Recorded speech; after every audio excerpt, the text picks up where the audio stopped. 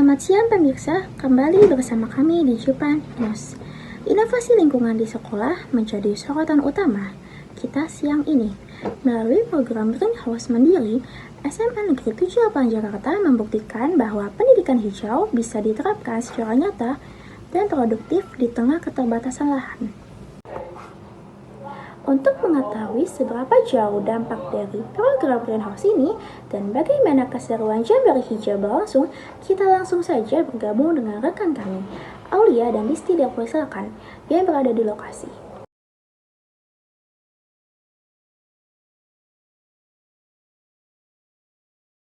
Kembali lagi bersama Jupan News. Saya Disti Putri bersama narasumber saya Esther Layasi Nuraya. Oke, baik. Sebelumnya apakah Bu Esther udah siap untuk diwawancara? Siap. Oke. Untuk pertanyaan pertama, apa yang melatar belakangi diadakannya Jambore Hijau Nasional tahun ini dan mengapa SMA Negeri 78 Jakarta dipilih sebagai salah satu lokasi kegiatan? Sepertinya kegiatan itu rutin ya dari Kementerian Lingkungan Hidup. Jadi latar belakangnya ya mungkin rutinitas kegiatan dari kementerian. Oh, seperti itu. Oke. Selanjutnya, pertanyaan kedua, bagaimana proses persiapan sekolah dalam menyambut kegiatan Jambore Hijau Nasional dan kendalanya tuh apa aja, Bu? Kalau persiapan sih nggak terlalu ada yang bagaimana ya, karena sekolah kita kan juga udah SDM-nya juga udah bagus juga kan. Jadi kita tinggal ngasih arahan begini-begini udah selesai. Jadi nggak ada masalah sih kendala. Semuanya bisa bekerja sama dengan baik. Oke. Ya itulah. Oke, Bu. Berarti bisa nggak ada kendala jadi ya, Bu. Oke. Pertanyaan ketiga, sejauh mana keterlibatan guru dan siswa dalam mendukung jalannya kegiatan ini? Dan bagaimana sistem pembagian tugas atau peran antara siswa, guru, dan pihak lain dalam kegiatan Jambore Hijau? Ya, kalau kerjasamanya semua bisa kerjasama dengan baik. Guru juga oke. Siswa juga kemarin kan oke ya. Jadi semua kita arahin dari guru begini mereka siap. Apalagi tadi ya? Pembagian perannya. Pembagian peran udah jelas. Kalau kita ada panitia kecil, ya sudah kita tugas untuk mengatur. Gitu ya ada strukturnya, kita yang mengatur anak-anak, mengatur guru-guru, ya sudah selesai gitu kan. Oke. Untuk pertanyaan keempatnya, apa saja program atau kegiatan unggulan yang ditampilkan SMA Negeri 78 Jakarta dalam Jambore Hijau Nasional ini?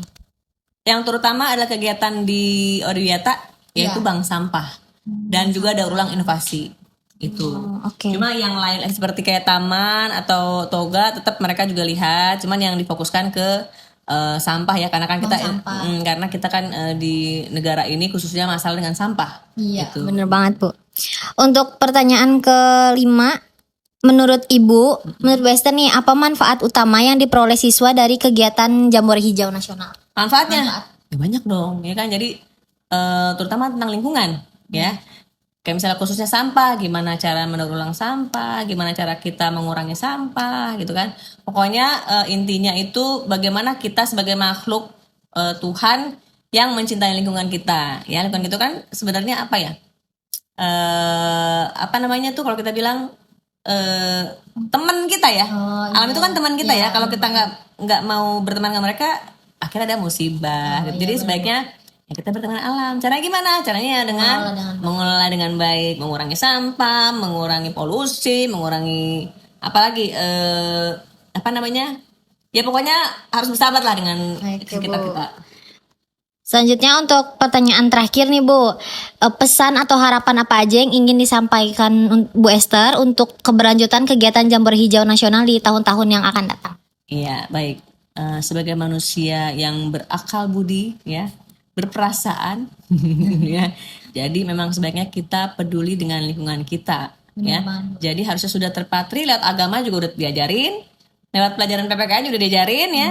Semua pelajaran yang di sekolah ini sudah pasti ada kaitannya dengan lingkungan, kebersihan dan kesehatan gitu ya. Jadi sudah bukan lagi tingkat kesadaran ya, tapi udah harus tertanam di dalam diri kita ya, supaya kita harus mencintai lingkungan kita karena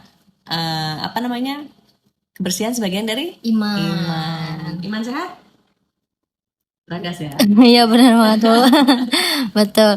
Oke, itu saja pertanyaan dari saya. Terima kasih ya, Bu Esther. Ya. Sekian laporan dari saya, Disti. Demi Allah Perkenalkan, nama saya Wanudia Auliaratna selaku sebagai pewawancara pada pagi hari ini. Nah, apa sih materi yang akan kita tanyakan kepada narasumber kita? Yaitu mengenai tentang bank sampah telah dilaksanakan pada 3 bulan lalu. Nah, kebetulan narasumber kita itu bernama Rifki Moch Airzu. Oke. Sebelumnya, permisi Kak. Boleh perkenalkan diri terlebih dahulu? Oke, perkenalkan aku Airzu. Di sini aku sebagai pengelola dari Bank Sampah SMA Negeri 78 Jakarta.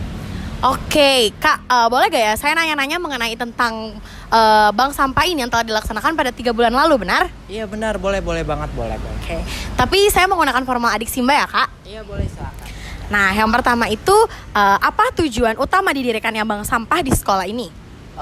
Pastinya tujuan kita itu yang pertama kita ingin mengelola sampah dengan baik ya di sekolah ini, karena sampah yang sudah terproduksikan di sekolah ini tuh sangat tidak terkontrol. Jadi dengan didirikannya bank sampah itu diharapkan bisa mengontrol keberadaan sampah yang ada di sekolah ini. Yang kedua, pastinya kita juga belajar kepada para peserta didik khususnya untuk belajar bagaimana sih cara mengelola sampah yang baik dan benar gitu. Lalu yang kedua, di mana sih lokasi pengumpulan atau tempat penyimpanan sampah dilakukan? Oke, untuk pengumpulan sampahnya kita dilakukan di greenhouse, yaitu di mana para peserta didik dan juga yang lainnya boleh untuk melakukan penimbunan sampah di sini. Lalu, kapan program bank sampah ini mulai berjalan di sekolah? Oke, untuk programnya sendiri itu sudah berjalan selama 3 bulan yang lalu, sampai saat ini juga masih berjalan. Dan siapa saja yang terlibat aktif dalam kegiatan bank sampah? Adakah siswa, guru, dan petugas lainnya? Untuk yang terlibat di bank sampah ini kita ada dari siswanya itu sebagai divisi yang langsung untuk mengelola bank sampah ini, dan dibantu juga kita dinaungi oleh guru-guru, dan juga kita terlibat langsung dengan pihak eksternal yaitu pihak bank sampah dari pusatnya itu sendiri. Mengapa sekolah memilih untuk menjalankan program bank sampah? Mengapanya itu karena supaya para masyarakat di SMA Negeri 78 itu belajar nih bagaimana cara mengelola sampah tuh dengan baik dan benar. Jadi target kita bukan hanya para peserta didik, tapi juga para warga sekolah yang diharapkan pada saat mereka pulang sekolah itu mereka tuh bisa ke masyarakat langsung juga nih untuk melaksanakan juga mempraktekannya langsung di masyarakat. Bagaimana cara pengelolaan sampah di bank sampah? Adakah pemilahan, penimbangan, atau penjualan? Itu ada, karena di setiap divisi yang terbagi itu kita ada divisi-divisinya sendiri. Nanti pada saat siswa melakukan penimbunan di greenhouse ini, itu nanti akan ada petugas yang akan melakukan pencatatan. Nah, nanti pada saat sudah melakukan penimbunan, itu akan dikategorikan nih berdasarkan jenis sampahnya. Nanti setelah dikategorikan, itu akan kita olah, mana yang akan kita olah, mana yang akan kita kelola.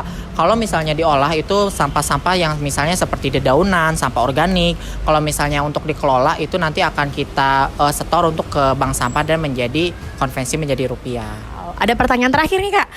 Apa manfaat yang sudah dirasakan oleh warga SMN 78 dari program bank sampah? Yang pastinya manfaat itu yang pertama bisa dirasakan langsung, jumlah sampahnya ini mulai berkurang ya, mulai bisa terkontrol. Dan juga masyarakat sekolah itu merasakan suasana sekolah itu semakin nyaman, semakin asri karena sudah tidak terlihat lagi nih sampah-sampahnya. Yang kedua, manfaat berikutnya itu pastinya para siswa ini belajar nih bagaimana caranya mereka mengelola sampah dengan baik dan benar.